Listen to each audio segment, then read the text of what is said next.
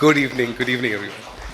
At the outset, Enka Kannada Barpuji, I can understand when somebody talks to me in Kannada, I can understand 50%, and the remaining 50% is guesswork. Then I combine what I understand and guesswork, and then I know finally what the person has told me. So that's my understanding of Kannada. But thank you very, very much. Very grateful to all of you to come and witness my uncle's, ceremony today to remember him, to remember his work, to celebrate his life. ఇంకొంచెం తులు బర్పుండు I mean I speak Tulu ఇల్లాడ్లా but it's my Mumbai da Tulu, Bombay da Tulu. So I don't want to be embarrassed by speaking in Tulu. So I'll combine Hindi and, Tulu and English as I speak. The reason, Baidin Pannaga, the reason I wanted to talk to you is all of you are familiar with Sadanand Uncle's, work, his commitment to, art, performing art, to theatre, literature. All of you are aware of his contributions to that, to the cultural society, etc. But probably something that you don't know is that there was a softer side to him. You all know of him as a very hard taskmaster, always very angry, smiles very less, all of those things. But I was fortunate to experience the softer side of Uncle. Yanarna, my father, and a father and elder brother itte. My father passed away, like Natesh said, passed away in 2016. And a father and a direct elder brother. So from that point of view, and the fact that Uncle Yeparla madme maltitticher. So he committed his life to performing art. He committed his life to theatre, to movies, etc. That was his commitment. So he never had a family, he never had a child. So for me, it was a very privilege to be that one single, nephew who was as good as his son. I've seen him when I was growing up, and I want to share some of those instances with you, which will kind of tell you that he was very, very soft at heart as well, though he would not show it to a lot of people. Bombay, you are familiar with Girgaon. So he used to live in Girgaon, which was on the south side of Mumbai, and we used to live in Borivali, which is the north end of Mumbai. And to really commute between the two places, they're about 40 kilometers apart. He used to live there. He used to have a shop. I don't know if you know Apagari Onji Paints Donji shop in Bombay, Grant Road, called Premier Paints.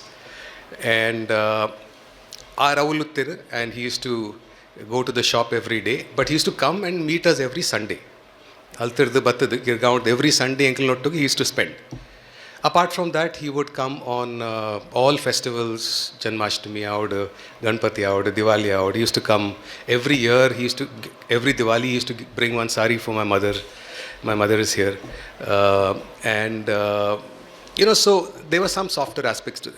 But my journey with him was a little different. I think I'm privileged to see him smile more because he used to like me. He used to be very fond of me as I grew up. I used to go to his shop. My father used to take me to his shop. Angadi Podar, I used to enjoy going there because he used to give me a Cadbury chocolate every time I went. And Larnot to go counter to Kulla Darna. I used to spend a lot of time when he was doing his business. So I have those memories of mine, and I thought you should know that he had that soft side of him. And over a period of time, it so happened that Gata Shraddha movie Malparittan, and he was short of money. He needed funds, and to meet the fund requirement, he sold his shop. So the very source of his daily livelihood he sold because he wanted to make the film, which we all know how popular that movie is, and what are the accolades and awards that the movie has earned today. So along with Girish Kasavalli, he made that movie. And eventually he moved to Borivali, which was very close to where we lived. And then life became even more closer for us. He used to come frequently every Sunday. My job on Sunday mornings was I used to go down to play. When I was a kid, I used to go down to play volleyball, then come home, have a bath and wait for him. And then he would come and he would sit and he would have lunch with us, and then he would go. So that was the early journey of my life with him, and I still have very good memories. I still remember that shop that I used to go to when I was very small. I still remember. Um, then, as time went by, my father, he was in Bank of Baroda. And by the way, before I go to that part of the story, I will tell you there is a lot of similarities between my father and him. They are exactly perfect brothers to each other. So we all know that Sadanand uncle was short-tempered.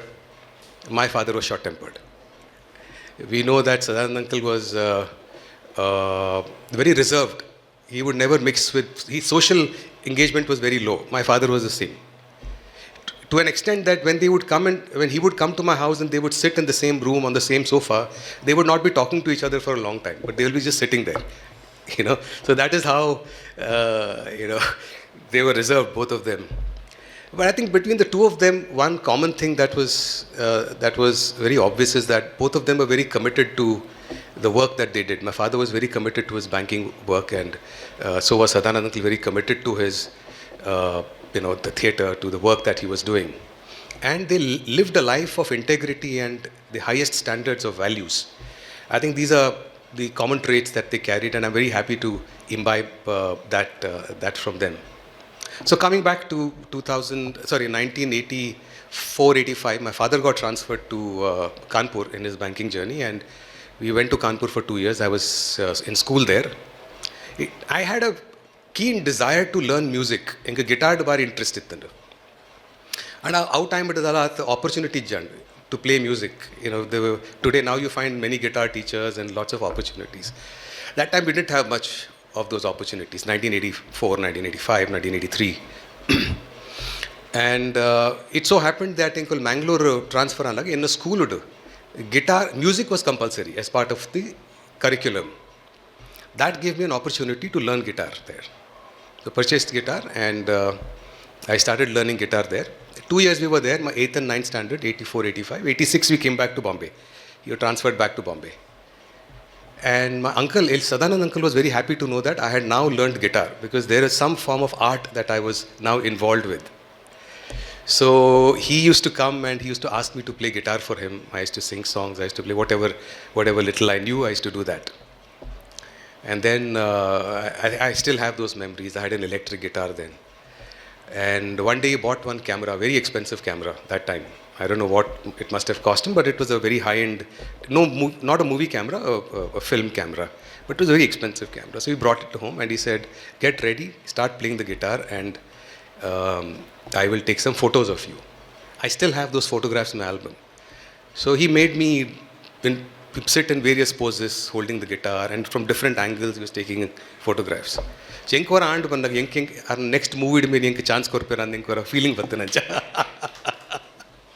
But that never happened. I never got that chance. But yeah, those were some memories that I really cherish. So moving on from there, I moved to college, completed my college. Then I came to Mangalore. I came to Mangalore in 1993 for studies. I was staying here if you're familiar, first with my uncle, if you're familiar, Mr. M. Sanjeeva, late M. Sanjeeva. My mother's side, I'm also his nephew, so I'm very fortunate that I have two very renowned uncles to talk about. So he was a renowned politician, he was social activist, former chairman of MUDA. So I stayed with him for some time, and then I stayed in Aubrey D'Souza Hostel, which is behind Kadri Park. Now I had become, I had crossed that age, 16 was over, 17, 18. I could take a two-wheeler license. And I wanted a two-wheeler. So I told my father, look, I am very far, my hostel is the other side, I have to go to college, I need a two-wheeler. Now every month, my father used to send me one pocket money for my expenses. And those days, he was a bank employee. While the costs were less, but even the amounts that we got were very, very less.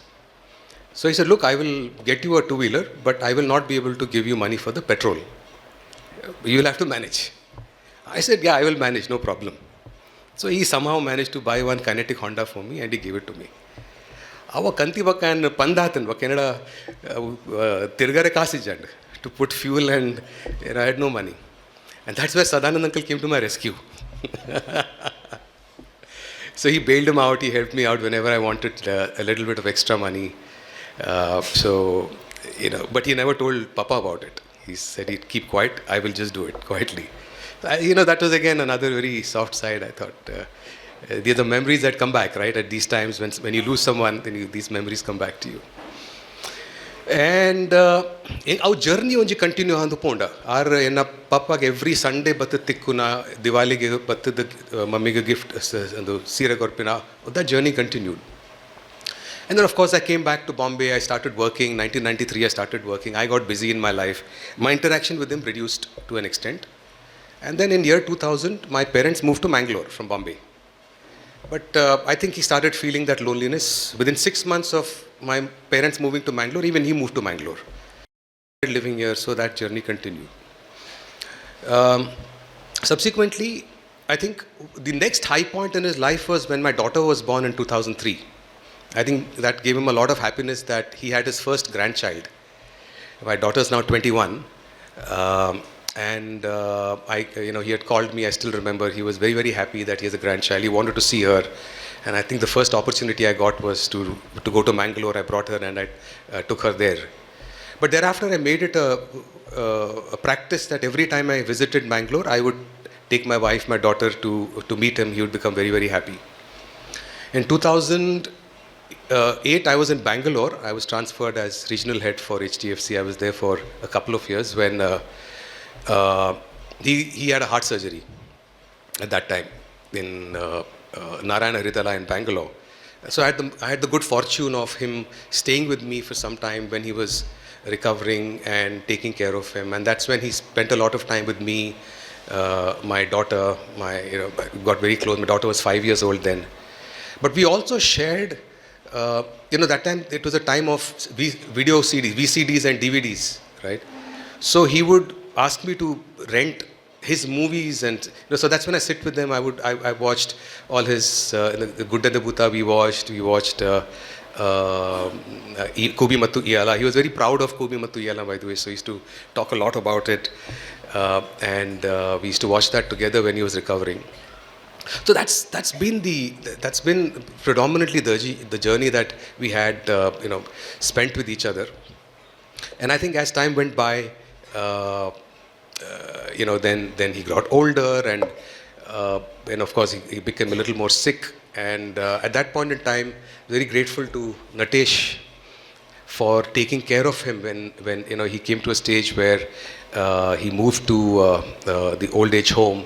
Very grateful to all the trustees that have taken care of him. And I wanted to take this little opportunity to thank each and every one here, starting with Natesh for his commitment, and of course the entire event that you have scripted today. It's been incredible. I know how hard you worked, Natesh, and all the trustees for making sure that he was well taken care of in his last days, right until the farewell was given to him, right until today. I'm very grateful to all the doctors, the nurses, the caretakers that have taken care of him through this journey.